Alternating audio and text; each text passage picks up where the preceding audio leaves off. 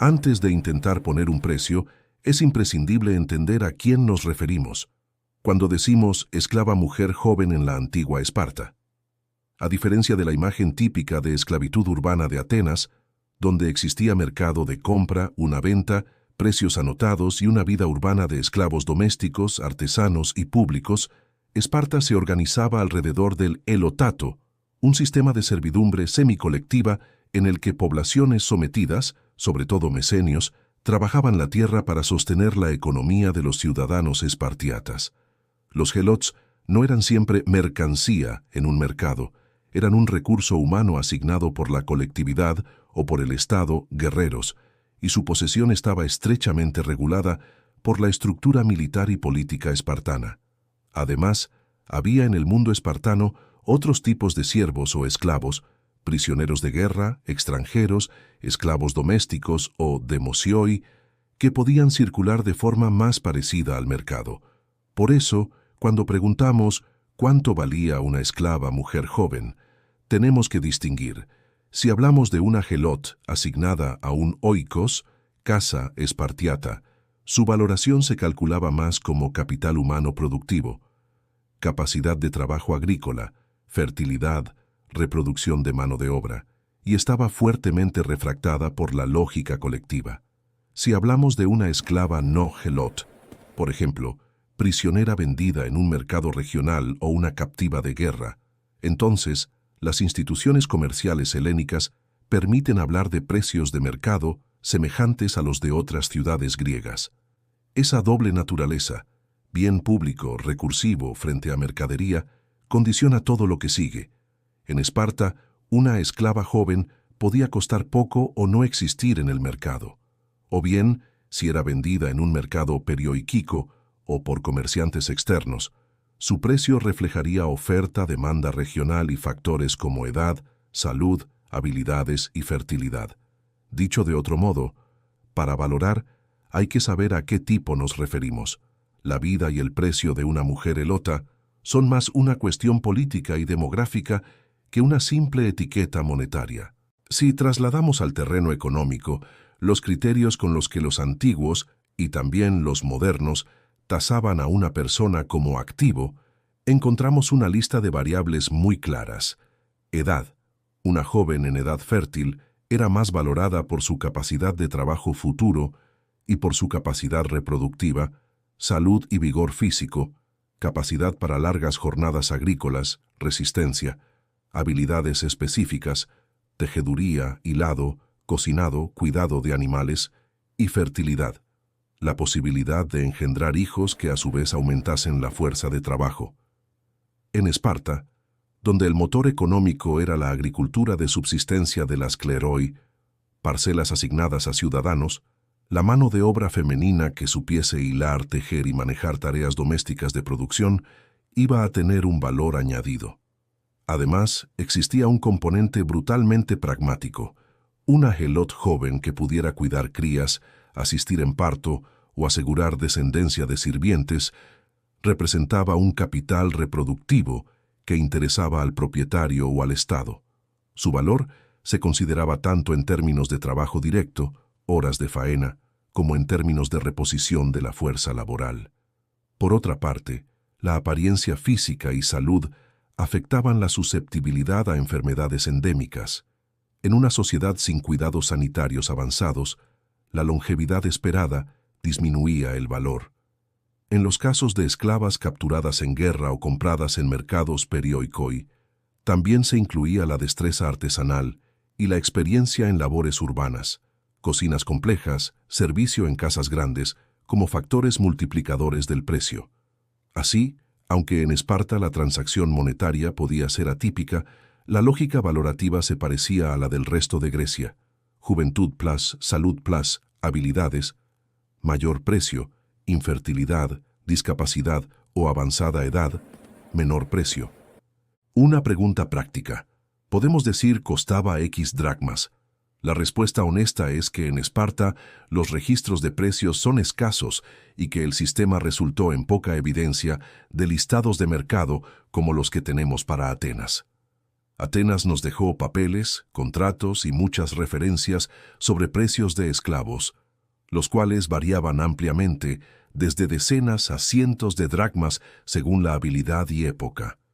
En Esparta, el comercio de esclavos con fines domésticos o urbanos ocurrió, pero frecuentemente a través de intermediarios y en mercados periurbanos, perioikoi, o puertos vecinos donde comerciantes no espartanos operaban.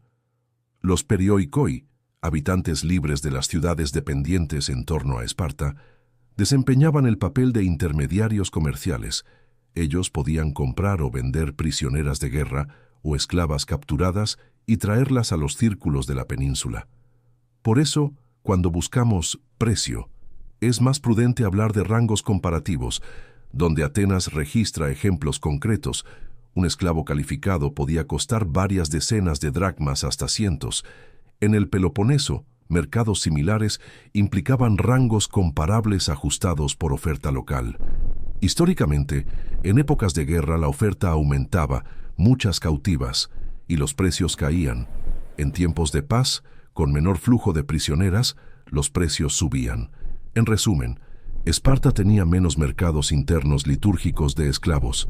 Sin embargo, por medio de perioikoi y de redes externas, una joven esclava podía alcanzar precios comparables a los de otras polis helenas en el mismo periodo, con la salvedad de que la mayor parte de la mano de obra femenina en Esparta seguía siendo helota y no se valoraba en billetes, sino en asignaciones y control social. A falta de listas de precios espartanos, los historiadores recurren a aproximaciones basadas en registros de otras poleis y en la lógica económica de la época.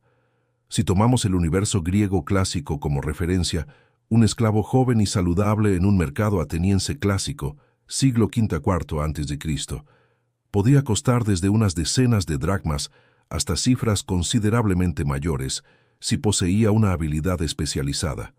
Por ejemplo, artesanos o instructores podían valer mucho más. Trasladado a la esfera espartana y reconociendo las diferencias institucionales, podemos decir que una esclava joven valdría, en términos relativos, tanto por su capacidad productiva anual estimada como por su valor reproductivo. Económicamente, si intentáramos convertir esa capacidad de trabajo a dinero, pensaríamos en cuántas jornadas productivas podía aportar en cultivos o en manufactura, y cuánto habría que pagar por contratar esas jornadas en la capital. Multiplicando jornadas estimadas por precios de jornal de la época, nos acercaríamos a un valor de mercado teórico.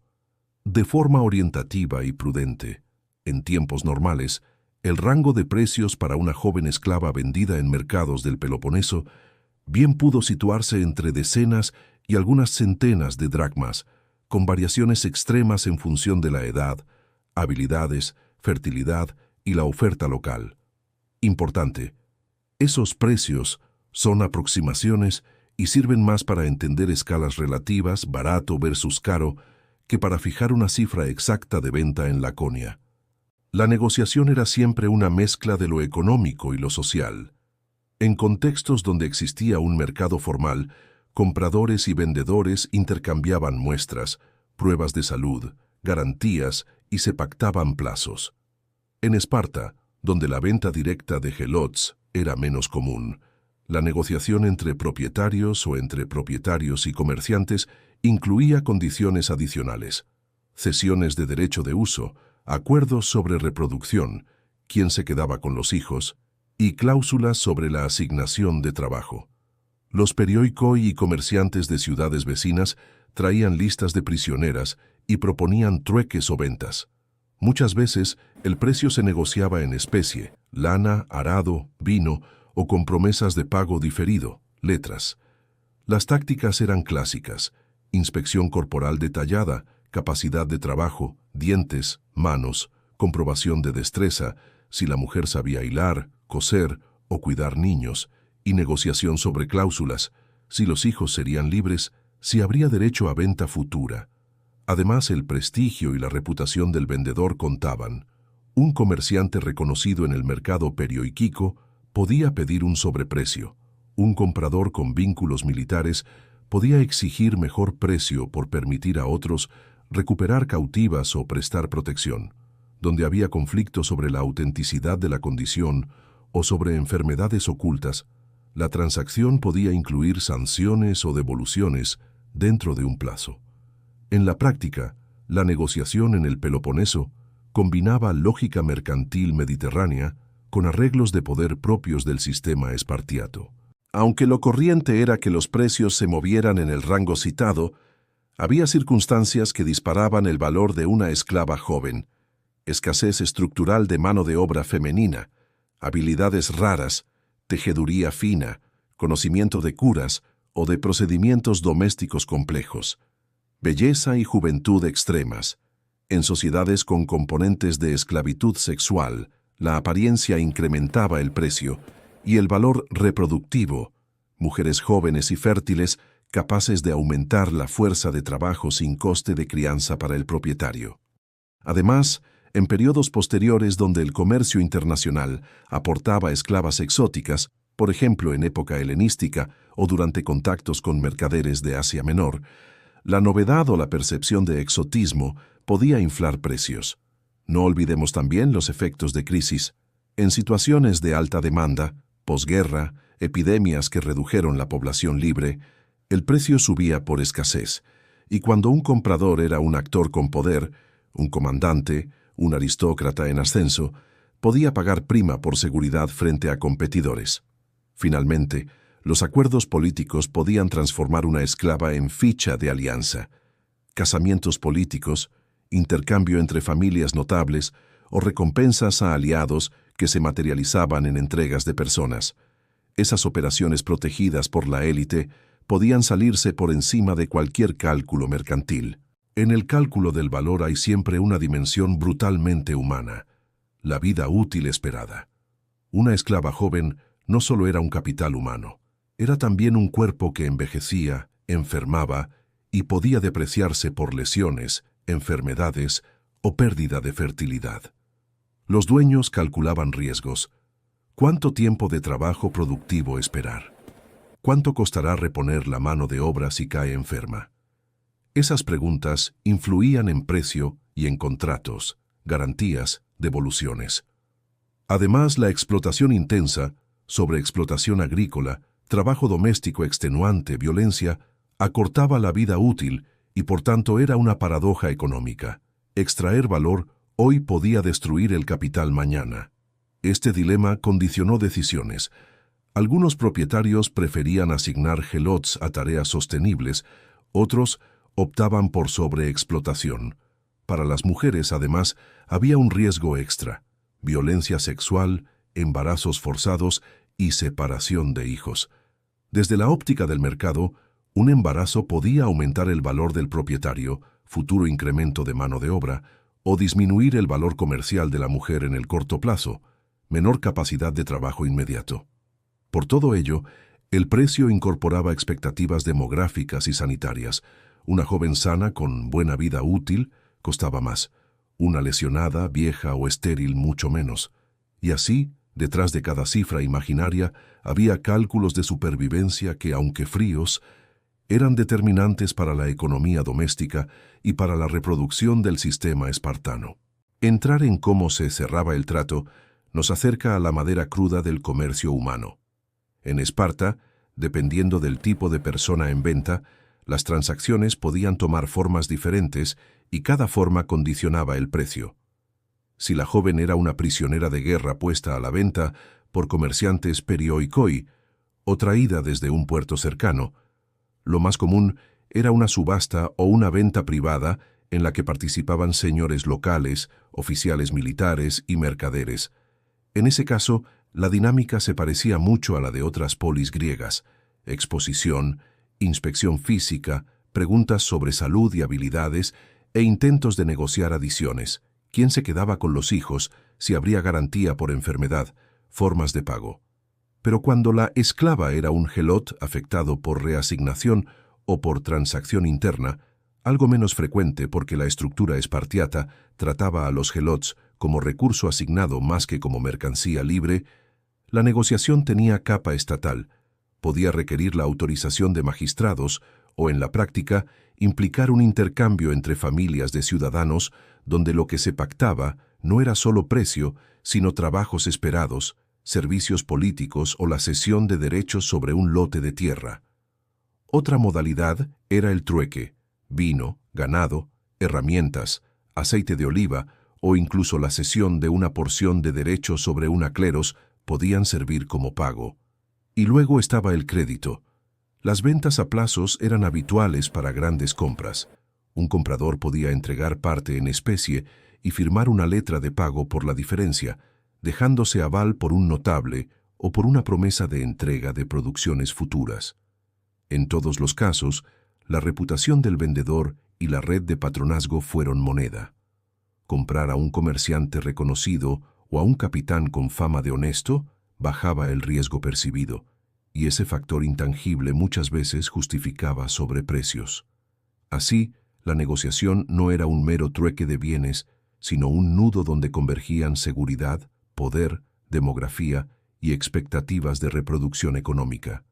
Cada trato era también un contrato social. Para entender el precio en Esparta hay que mirar fuera, porque los mercados no son islas.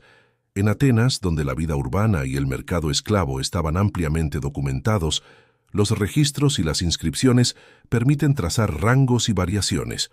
Allí, la oferta y la demanda citadina, las fluctuaciones por guerras y la circulación monetaria daban precios relativamente estandarizados. En el Peloponeso, en cambio, el patrón era más volátil. Campañas militares produjeron a menudo un aumento temporal en la oferta, muchas cautivas, lo cual tiraba los precios hacia abajo, y las temporadas de paz, con menor flujo, los elevaban. Para Esparta, esa geografía significaba que cuando las incursiones y campañas hacia Mesenia dejaban prisioneras, el mercado local podía abastecerse sin acudir a los importadores periurbanos, en capítulos de paz prolongada, y cuando la natalidad era la variable más importante, la escasez de nuevas capturas empujaba el valor de una joven competitiva hacia arriba. Los mercados periurbanos, Laconia, helénicas plazas comerciales, fungían como puntos de arbitraje.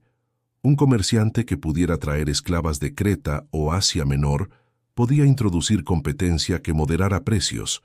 Por el contrario, si rutas estaban bloqueadas o existía control estatal sobre la circulación de helots, los precios locales se disparaban. La conclusión económica es sencilla. La geografía condiciona la oferta condiciona el precio. La proximidad de rutas mediterráneas y la intensidad de conflictos militares marcaron año a año cuánto habría que pagar por una joven esclava en la esfera espartana. No se puede separar la economía de la esclavitud de la dimensión sexual que la atraviesa. En sociedades antiguas, la sexualidad era un factor directo en la valoración de las mujeres sometidas. En Esparta, aunque la vida de la mujer ciudadana era notablemente autónoma en algunos aspectos, educación física, rol en propiedad, la vida de la mujer helota o de la prisionera era otra cosa, vulnerable a violencias y explotaciones que modificaban su precio. Una joven valorada por su fertilidad o, trágicamente, por su atractivo físico, podía alcanzar primas importantes, especialmente si el comprador la quería para uso doméstico o para convertirla en concubina de alto estatus. Pero había también un contrapunto: la estigmatización que venía con esas funciones. Si la esclava era usada sexualmente en la casa y luego manchada socialmente, podía disminuir su valor en otros mercados. Igualmente, un embarazo podía tener efectos contradictorios. A corto plazo, reducir la capacidad de trabajo y por tanto el precio. A mediano plazo, suponer un aumento del capital del propietario si el niño nacía helota. El punto clave es que la sexualidad era parte del cálculo económico y moral. Algunos compradores pagaban por acceso privilegiado, otros por la capacidad reproductiva que asegurase mano de obra futura y otros por un servicio personal, servicio doméstico y sexual. El resultado fue una variabilidad de precios marcada por razones económicas, pero empapada de brutalidad social. En el sistema helénico, la descendencia era una unidad productiva crucial. Los hijos nacidos bajo servidumbre a menudo heredaban el estatus del padre o de la madre según la polis. En Esparta, el panorama fue complejo porque la pertenencia elota estaba ligada al grupo.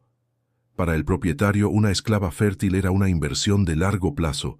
Además de su trabajo, podía producir descendencia que incrementase la capacidad productiva sin necesidad de comprar nuevas unidades.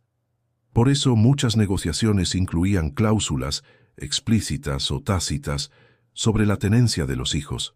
¿Quién se quedaba con ellos? Si serían criados como helots, adscritos a la cleros del comprador o cedidos al Estado, o si podían ser vendidos. Esa posibilidad alteraba el precio. Una mujer con historial de maternidad comprobable podía valer más por la probabilidad estadística de que diera a luz a uno o varios hijos sanos. Una que no tuviera hijos o que fuese estéril perdía parte de su valor, salvo que tuviera habilidades domésticas excepcionales. De este modo, la economía doméstica y la reproducción humana se entrelazaban en una lógica de capital, invertir en vida para generar más vida laboral. Moralmente inaceptable hoy, entonces era cálculo corriente entre quienes trataban a seres humanos como activos de producción. A diferencia de mercados completamente libres, el sistema espartano imponía controles y normas. La tierra y la mano de obra elota eran parte del fundamento económico y militar del Estado, por lo que la venta o la salida de helots de las asignaciones corría el riesgo de debilitar la base social y militar. Por eso la autoridad espartana tenía un interés en controlar la movilidad de esa población. Hay testimonios que señalan prácticas de control, asignaciones, restricciones, supervisión, que impedían la absoluta mercantilización de los helots como si fueran objetos libres de circulación. Por el contrario, prisioneras de guerra o esclavas importadas podían ser comercializadas más libremente a través de perioikoi y mercados externos. En momentos de tensión, el Estado incluso restringía ventas para mantener la cohesión social y la seguridad. El precio que una familia pudiera obtener por vender una elota no compensaba, desde la óptica estatal, el peligro político de reducir su propio poder de control. En otros tiempos, el Estado podía autorizar ventas para financiar guerras o para recompensar aliados, mostrando que las leyes eran una herramienta al servicio del cálculo estratégico. En consecuencia, las transacciones siempre ocurrieron en un campo de tensión entre lógica mercantil y lógica estatal. Ambas moldearon tanto el acceso al mercado como los precios. Los propietarios no eran inertes ante el riesgo. Calculaban la amortización de su compra, es decir, cuánto tiempo debía trabajar la esclava para pagar su precio, y buscaban formas de maximizar retorno. Una práctica fue el leasing, alquilar temporalmente la mano de obra a terceros, otros ciudadanos, talleres periurbanos o inclusive a la propia administración, a cambio de pago en especie o dinero. Esa renta de uso permitía al propietario captar ingresos sin vender y le daba flexibilidad frente a fluctuaciones de precios. Otra estrategia era asignar a la mujer tareas de alto valor añadido, tejeduría fina para mercados de lujo, cuidado doméstico de familias con capacidad de pago, aumentando su productividad y su valor de mercado. Además, el propietario podía emplearla en reproducción para aumentar fuerza de trabajo interna o en tareas que producían excedentes vendibles. Estos manejos muestran que la lógica de compra de esclavas era también una lógica empresarial. La decisión de vender, arrendar o explotar intensivamente respondía a cálculos de retorno, riesgo de mortalidad y disponibilidad de sustitutos. Económicamente, el dueño trataba a la persona como un activo con flujo de caja y costes de mantenimiento, alimentación, supervisión, posible atención médica, y sus decisiones eran, desgraciadamente, puramente económicas. Los ciclos de rebelión elota, históricamente documentados en Mesenia y Laconia, no solo fueron eventos políticos, fueron choques económicos que afectaron oferta, demanda y valoración. Una revuelta o la amenaza de ella disparaba la percepción de riesgo. El dueño se enfrentaba a la posibilidad de perder todo su capital por violencia o ejecuciones colectivas. En ese contexto, la venta previa de helots hacia mercados externos se convertía en una estrategia de mitigación, lo que en épocas de peligro aumentaba temporalmente la oferta y deprimía precios en el corto plazo. Sin embargo, la represión estatal, medidas de control, homicidios rituales, cripteia, reducía la capacidad productiva a mediano plazo y elevaba la demanda por manos nuevas o por concubinas que asumieran doble función, trabajo y reproducción, tirando los precios en sentido opuesto. En suma, la volatilidad política introducía prima de riesgo en cada precio. Comprar o vender en tiempos de calma era diferente a hacerlo en tiempos de incertidumbre. Además, la violencia institucional contra helots, la guerra no declarada que algunos cronistas señalan, era una forma de control que distorsionaba la economía humana y reducía la posibilidad de crear un mercado estable con precios previsibles. Si cerramos el análisis con una reflexión, el precio de una esclava joven en la antigua Esparta no se reduce a una cifra aislada, sino que es un espejo del poder. Refleja la geografía de las guerras, la estructura estatal que privilegia la capacidad militar, la biología reproductiva, las habilidades productivas y la brutal jerarquía social. Económicamente, lo que pagaba un comprador incorporaba cálculo de trabajo futuro, riesgo demográfico, posibilidad de arrendamiento y alternativas en el mercado. Políticamente, el valor se veía condicionado por límites impuestos por la autoridad y por la necesidad de conservar un equilibrio entre explotación y reproducción de la fuerza laboral. Metodológicamente, debemos ser humildes. La carencia de listados espartanos obliga a estimar por comparación y por lógica, no a fijar cifras definitivas, pero esa misma ausencia dice algo potente, que en Esparta la relación entre dueño y esclavo fue más estatal y colectiva que puramente mercantil, y eso explica por qué la moneda como medida aparece con menos nitidez que en otras polis. Éticamente, concluir recordando el sufrimiento es ineludible. Detrás de cada cálculo hubo vidas sometidas, violencia y pérdida de libertad. Para un canal de historia económica, ese contraste entre frío cálculo del precio y la humanidad sacrificada es la lección más dura. El valor económico nos ayuda a entender estructuras, pero no puede ni debe neutralizar la dignidad de las personas que esas cifras representan.